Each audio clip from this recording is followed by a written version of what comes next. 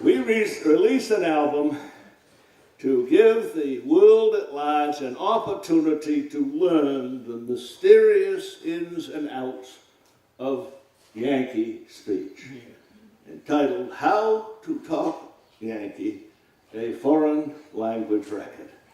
We're going to give you that opportunity tonight, just a little primer, and then we'll go on to other things. From away, prepositional phrase meaning transplanted residence. Bobby, did you read in the paper where old man Titcomb passed away? Yes, I did. 94 years old he was, but I heard he was from away. No. Yeah. The Bangor Daily News reported that he's actually born over in North Conway, New Hampshire.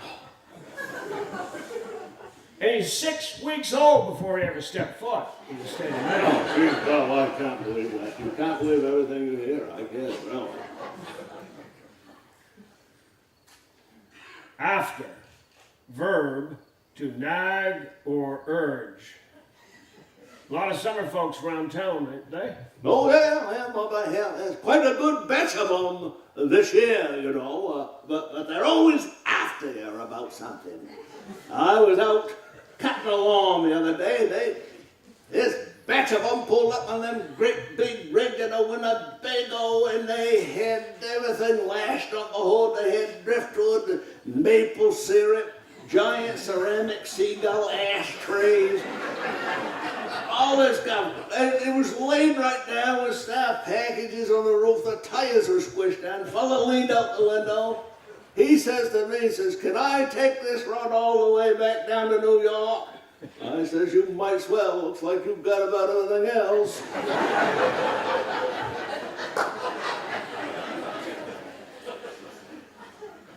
Age on. Noun. Meaning intoxication.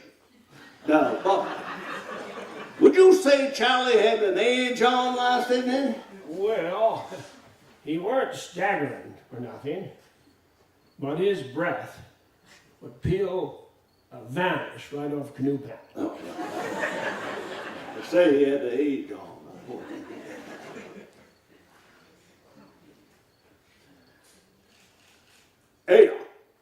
Adverb. General purpose term which is considered the truest touchstone of genuine Yankee speech. Approach this word with extreme caution. Aya is a term, it depends a great deal on circumstance and inflection. It can be positive, it can be even a little bit negative, it can be skeptical, sarcastic. But Bobby is going to portray the student in this little exercise. And I will attempt to get a proper pronunciation out of Bobby. Are you ready, Bobby? Yes. Okay. I'm going to make a statement, a phrase, using the word "am," and I want you to make certain to repeat it precisely as I have given it to you.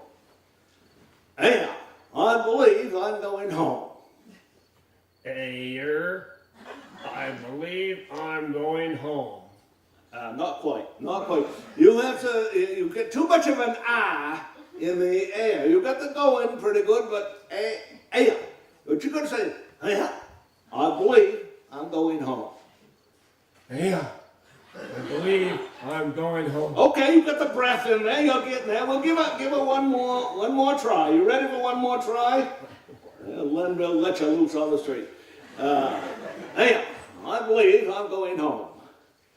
Hey, I believe I'm going home. Oh, good job. You will not fool any natives, but you might fool a few other people from away, and that's worth something right there. By the way, folks, if you happen to be driving an automobile, I know folks from away always want to fit in be perceived as a native and so forth. You can't, but we will give you a little break every now and then. And here's a good way to do it without getting in too much trouble. You can learn a simple technique which goes with the word air, but it's done behind the wheel of an automobile, so there's no actual interpersonal contact. You're driving down the road. It helps if you have a 63 Chevy pickup, but you don't have to have one. You can do it in your BMW, just have less credibility. But what you want to do is you get both hands on the wheel, kind of at 9 and 3 o'clock. You're driving down the road, you see somebody coming the way, and you utilize the Yankee reverse nod with finger lift. And it goes like this, like that. Like that. And the other fellow will go like that. And for a few seconds, you're in. Okay.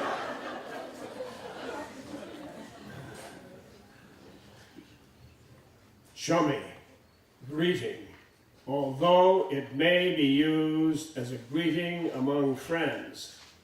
This form of address is more commonly reserved for use as a warning to outsiders. There's always down the thistle end the other night, and I overheard this fella saying he didn't care that much for the locals. I says, well, Chummy, let's you and me go up the parking lot and discuss that, shall we?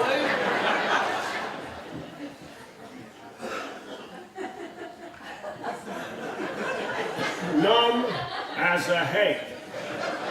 Adjective phrase meaning stupid. I hear your boy Hubert got a job. Well, he got him a job, Rod Pierce got him a job down at the axe handle factory. Well, how'd he do it? Well, I don't know. Rod said, pretty good, I guess. He said he's good with his hands. Numb as a hate, but he is good with his hands.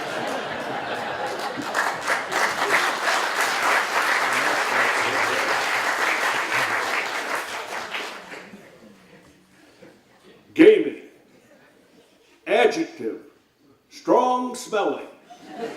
Generally as a result of spending extended periods away from civilization.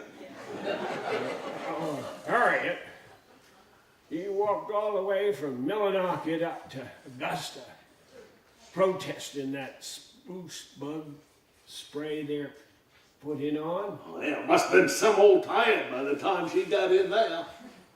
Yes, she was so gamey when she came into the diner, she set off the smoke detector.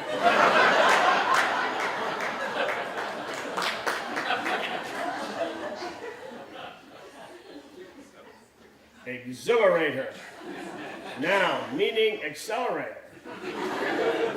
I heard them Whipple boys outrun the game warden again. Yeah, I guess it was a near thing. He come upon them when they was loading on a trunk load of the governor's beef, you know, and they hightailed it in that Buick Regal of theirs, stamped on the exhilarator. That's the last he seen of it. Dow. Adverb, meaning negative. Downeasters frequently use this expression instead of no. You get your deer yet?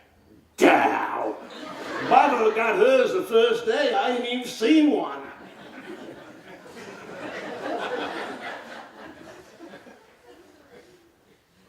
Rookery. Noun. Extremely cluttered area. You should have seen the results of that explosion down to the mattress factory last Friday. I can imagine it was something, but it can't be nothing worse than that rookery my nephew's got living in at college.